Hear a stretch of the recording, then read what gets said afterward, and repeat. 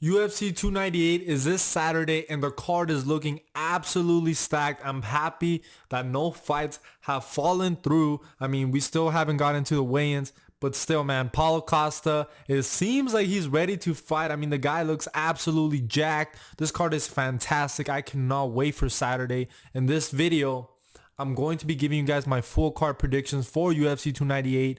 But because I don't want to post a 40-minute video, I'm only going to be talking about the main card in depth, and I'm about to give you guys my prelim predictions right here, right now. I'm going Random Maverick by decision. I'm going the GOAT Val Woodburn by flying knee KO. I mean, we all know that the real reason why Val Woodburn lost to Bo Nickel was because it was on short notice and he just wasn't prepared, and the guy is truly a welterweight, so he's about to be the next GSP. Val Woodburn is the GOAT. Now I'm going Barlow by KO, Ribeiro by KO, Nakamura by decision, Justin Tafa by TKO. I'm not too confident on that one. I could see Lima, if he's able to get the grappling going, maybe winning this fight.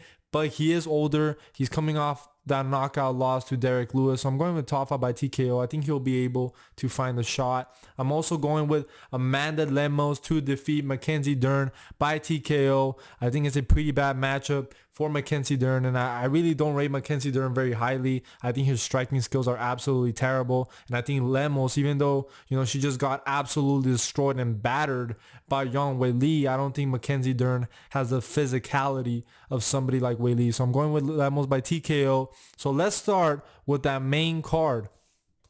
The first fight on the main card, we have Anthony Hernandez versus Roman Kopylov. And this is a fight, guys, that I've been going back and forth on. Some days I feel like Anthony Hernandez is going to win. Some days I feel like Roman Kopylov is going to win. And this is a very interesting fight because if you actually stop to think about it, these guys are in a similar place in their career. I mean, Anthony Hernandez is on a good win streak in the middleweight division. Roman Kopylov is also on a good win streak.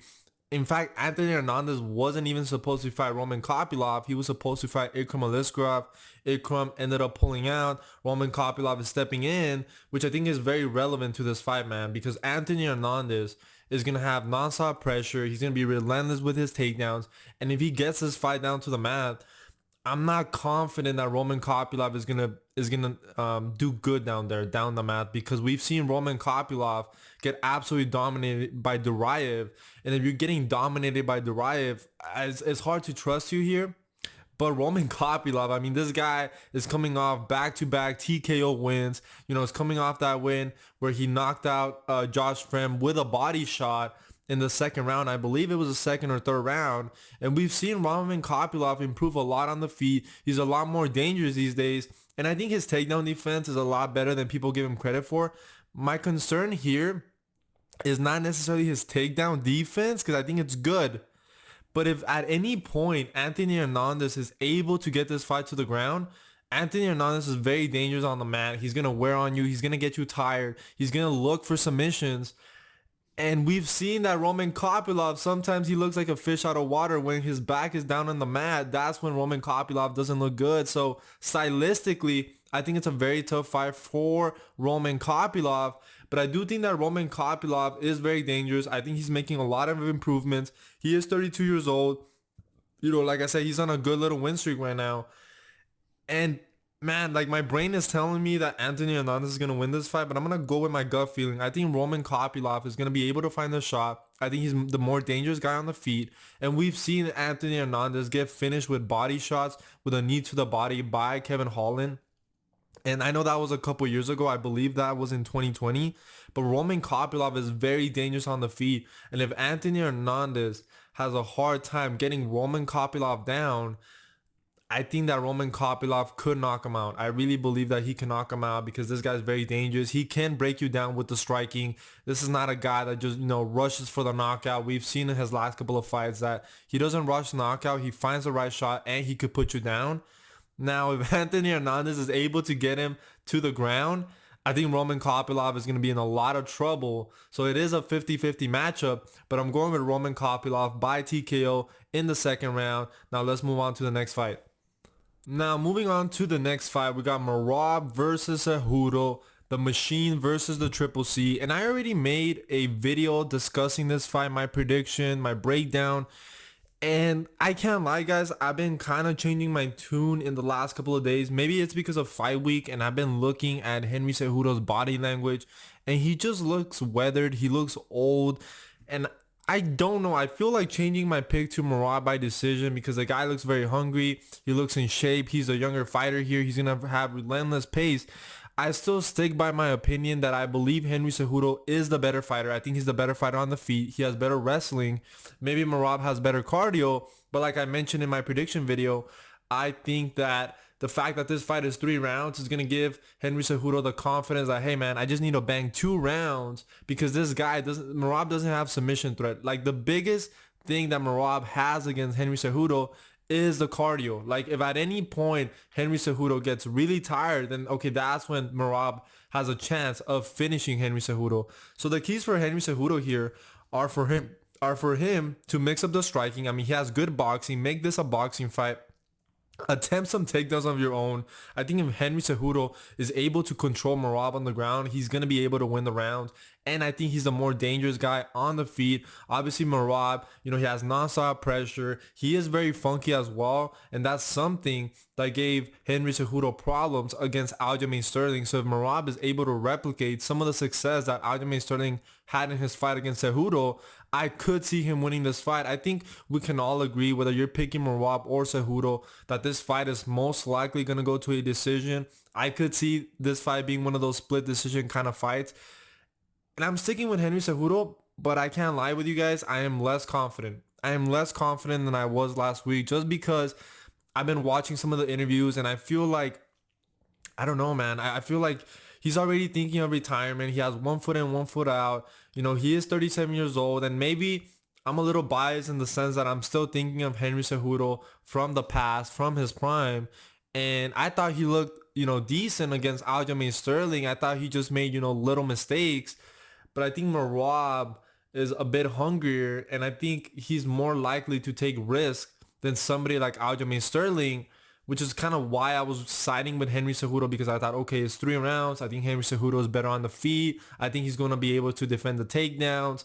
I don't think Morab is going to have success controlling Henry Cejudo down on the mat. Morab doesn't have the same submission threat as somebody that Aljamain Sterling does. When Aljamain Sterling takes your back, you could get submitted. So that's a factor going here. I mean, I'm going to stick to my prediction. I'm going with Henry Cejudo by split decision, but I'm not as confident as I was a week ago because, like I said, I just feel like Henry Cejudo right now, he looks like he has low energy. Like, he looks like he's tired. Maybe he is dealing with an injury. There was a rumor right now that Henry Cejudo is potentially dealing with an injury, which is a bummer, man. I hope that's not the case. I hope that isn't true, but I am a little bit less confident on Henry Cejudo winning this fight. I still think that when you compare skill to skill, I think this is a good fight for Henry Cejudo. But like I said, I mean, the guy's 37 years old. That's absolutely irrelevant when it comes to this fight. The fact that he has 1 foot in, 1 foot out, he's already thinking of retirement. Even though I don't think Morab has a finishing threat, I think the fact that this guy's hungry, I think he's improving. The fact that his teammate is Aljamain Sterling, who just fought Henry Cejudo, like the tips that Aljamain Sterling is going to give him, Morab is going to help him in this fight. I'm going with Henry Cejudo, guys. Like I said, I think he's the better fighter, but I'm not as confident as I once was. Now let's move on to the next fight. Now, moving on to the feature bout, we got Ian Machado Gary versus Jeff Neal. A very interesting matchup. Ian Gary, undefeated, 13-0. Huge prospect in the welterweight division. Jeff Neal, 15-5. Coming off that loss to Shavkat Rakhmonov, where he had a lot of good moments against Shavkat. Look, Shavkat is probably going to be a future champion in the welterweight division, but Jeff Neal had moments. The difference in this matchup with Jeff Neal is that I don't think Ian Gary is going to exchange the way Shavkat Rakhmonov was willing to exchange with Jeff Neal. I mean, Shavkat took some big shots from Jeff Neal, and I don't think that Ian Gary is going to fight that way. I think Ian Gary is going to fight Israel Adesanya-esque, fighting, moving around the cage, leg kicking, not really exchanging in close encounters. And I could see him beating Jeff Neal that way, because Jeff Neal has struggled with guys that are a little bit longer, a little bit taller. I mean, he lost to Neil Magny, a very close decision. He had a very close fight with Ponzinibbio. He lost to Stephen Wonderboy Thompson. I get it. Wonderboy is one of the best strikers in the welterweight division, but I do think that Ian Gary is really good. I think Ian Gary, I get it. The guy has a lot of hate because of the whole wife situation, but I do think that Ian Gary is a better fighter here. I could see him getting chin because Ian Gary doesn't have the best striking defense, but I'm going with Ian Gary to win a decision. Now for the co-main event, we have Robert Whitaker versus Paulo Costa. Robert Whitaker obviously coming off that KO loss to Dricus du Plessis. Paulo Costa hasn't fought in almost 2 years. His last fight was against Luke Rockhold, which wasn't a very impressive fight, but I'm not going to trash Paulo Costa too much for that one because it did take place in Salt Lake City, Utah, and we saw on that card that a lot of fighters were gassing out. So Paulo Costa didn't have the best performance. He also, against Marvin Vettori, he didn't really take that fight seriously. Remember, if you guys don't remember, he missed weight. And, Paulo Costa really hasn't been the same since his fight against Israel Adesanya. However, when I think of this fight stylistically, I do think that Paulo Costa could present a lot of problems to Robert Whitaker. I mean, Paulo Costa is a very physical guy. Even though he doesn't have one punch knockout power, he is very powerful. He's more of a volume striker. He loves to go to the body. Nasty lead left hook. And I do think that if Paulo Costa is able to pressure Robert Whitaker against the fence and really unleash, I don't really think Robert Whitaker can take the punishment. And that's kind of why I don't think people should be as confident picking Robert Whitaker to win this fight. Look, I know a lot of people are picking Robert Whitaker to win by a decision. I do think Robert Whitaker is the better fighter. Technically, he is the better striker. He is the better striker. But I think Paulo Costa is a tank. And we saw, even though, Paulo Costa and Dricus du Plessis are not the same, they're both very physical, very physically imposing guys, very strong. I don't really see Robert Whitaker going for takedowns here. I don't think he'll have success with takedowns. So most likely this is going to be a striking fest. And over 3 rounds, like, for me to really trust Robert Whitaker to not really get chinned by somebody like Paulo Costa, like, man, it's a real tough one.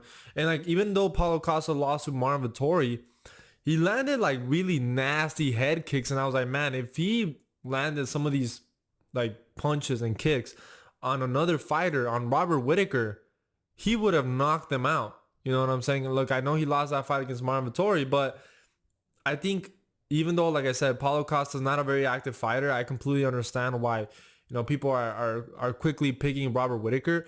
I think stylistically, this is kind of a bad fight for Whitaker. So I'm going with Paulo Costa by TKO. I think that if he's able to pressure Robert Whitaker, really pressure him against the fence and really unleash, I really do believe he can get Robert Whitaker out of here. And the one thing that's giving me confidence right now is that I've seen pictures of Paulo Costa this fight week, and he looks absolutely in shape. He looks ready to go. And I really do believe that he's coming into this fight with a chip on his shoulder because he knows that, look, he hasn't fought in over 2 years. He's been constantly pulling out of fights. Some of it has been his fault. Some of it has not been his fault. But I feel like he really has to win this fight for him to stay at the top of the middleweight division. And I feel like if Paulo Costa really loses this fight, he's going to quickly fall into irrelevancy. And I don't really think he wants that to happen. Now, in the same token, I understand that also Robert Whitaker is coming into this fight with a chip on his shoulder because he knows that, like, I just came off a loss to Dricus du Plessis. He doesn't want to go on a decline. But the problem with Robert Whitaker is that, yes, he destroys his opponents technically, but he's not a guy that's imposing damage. He's not a guy that's knocking you out. He's not a guy that's submitting you. He's not a guy that's going for the finish. Yes, he's very technical on the feet, very cerebral, great fight IQ, great cardio, great, Robert Whitaker is one of the best fighters in the middleweight division, but I feel like Paulo Costa could present some problems because of his physicality, his power, his volume striking. And like I said, I think if Paulo Costa, imposes his will and doesn't let Robert Whitaker dictate the pace, I think Paulo Costa could win this fight. And ultimately, I am going with Paulo Costa to win by a TKO. Now, finally, we have the main event. We have Alexander Volkanovski versus Ilia Topuria. Alexander Volkanovski's 26 wins, 3 losses. Ilia Topuria's 14-0. And I've already talked about this matchup. I mean, if you guys watch my in-depth breakdown and prediction, you guys know that I am going with Ilya Topuria to win by a TKO in the later rounds.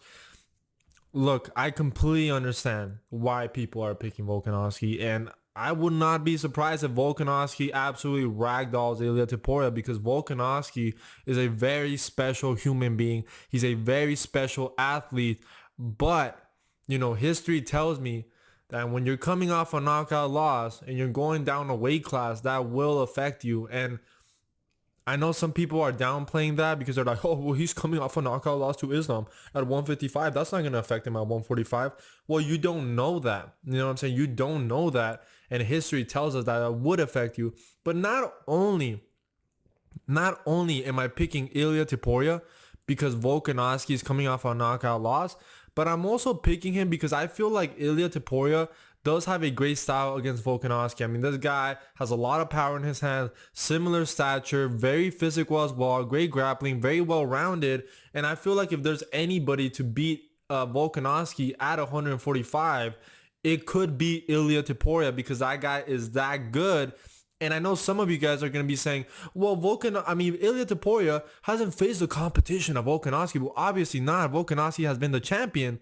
And people want to, diminish what Ilya Topuria has done. Like, oh man, Bryce Mitchell's not that good. Josh Emmett, he's not that good. Well, you didn't have that same energy for Yair Rodriguez, because if you think about it, I mean, who did Yair Rodriguez really beat? He beat Josh Emmett, and then prior to that, he kind of beat Brian Ortega. It was kind of a fluke. Prior to that, he lost to Max Holloway, and people love to dick ride that win. I mean, that loss that Yair Rodriguez took to Max Holloway. And then think about Brian Ortega as well. I mean, he got a title shot off beating the Korean Zombie, and Brian Ortega got absolutely destroyed by Max Holloway. So I don't really like this from MMA fans, that they want to downplay the experience of Ilya Topuria and the opponents that he's faced. But when you look at all the opponents that Volkanovski has faced and really look how they got that title shot, you would understand that most of them did not deserve it, except Holloway, right? Because Holloway is really good, but Holloway is a different stylistic match to Volkanovski than Ilya Topuria. Like, Max Holloway is a volume striker, and Volkanovski had a lot of success against him, where Ilya Topuria, if Ilya Topuria is able to land clean exchanges on you, it's a wrap. Like, this guy has knockout power, really good on the ground. And I get it. Look, the guy's been very cocky this week, very confident. He's taking pictures with the belt, which I think was cringe. I know a lot of you guys were commenting down below that you respect it. And honestly, you guys convinced me, because I agree with you guys. I'd rather a fighter try to be relevant, to try to have personality, to try to be the villain, rather than a fighter that's just like, we're going to fight on Saturday night. Respect. So, props to Ilya Topuria for actually trying to sell this fight. So props to him. But regardless of all that mumbo jumbo outside of the octagon, I'm going with Ilya Topuria, guys. I'm going with Ilya Topuria. The guy's 14-0, very confident. I think stylistically, he can present a lot of problems against Volkanovski. The one thing that I will say against Ilya Topuria that a lot of people are bringing up is obviously he's susceptible to leg kicks, and Volkanovski throws really good low leg kicks. You know he's going to be switching stances. You know he's going to be feinting. And I feel like if Ilya Topuria is not able to get the distance, if he's not really able to pressure, I think Volkanovski is going to end up winning this fight by decision. But like I said, I don't think Volkanovski is really a finisher. And the only way I could see him maybe finishing Ilya Topuria is if Ilya Topuria gasses out. I mean, we saw how Volkanovski was able to defeat Yair Rodriguez, and that was with the grappling. I do not see that happening here. I do not see Volkanovski just ragdolling Ilya Topuria with the grappling here. And I think Ilya Topuria is way too dangerous in the pocket. And at some point in this fight, Ilya Topuria is going to be able to touch Volkanovski. And maybe even if he doesn't necessarily knock him out in the first exchange, he'll knock him out in the third or fourth or fifth exchange. So I just feel like it's a very risky fight for Volkanovski. I feel like he's still coming back too soon after losing to Islam Makhachev. But like I said, I'm not going to be surprised if Volkanovski ends up winning this fight. This is why this fight is so amazing, because I think you can make solid arguments for Volkanovski. You can make solid arguments for Ilya Topuria. I mean, Volkanovski has looked absolutely dominant at 145 pounds. This guy looks untouchable at 145, but I feel like Ilya Topuria is just that next level opponent to come at the right time right now after Volkanovski is taking off a KO loss. And we don't know if he's going to be gun shy. We don't know if he's going to have a good chin after this. And he did take a brutal KO to Islam Makhachev. I feel like people are downplaying that knockout loss to Islam Makhachev. Like, oh no, man, it wasn't a big deal.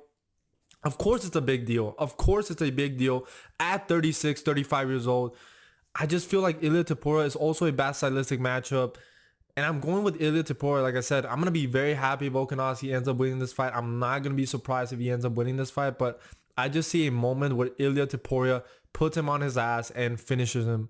And that's mainly my prediction for the main event, guys. Let me know what you guys think down below. I think this is going to be an amazing card. I hope you guys enjoy the card. And I'll be making a video after UFC 298.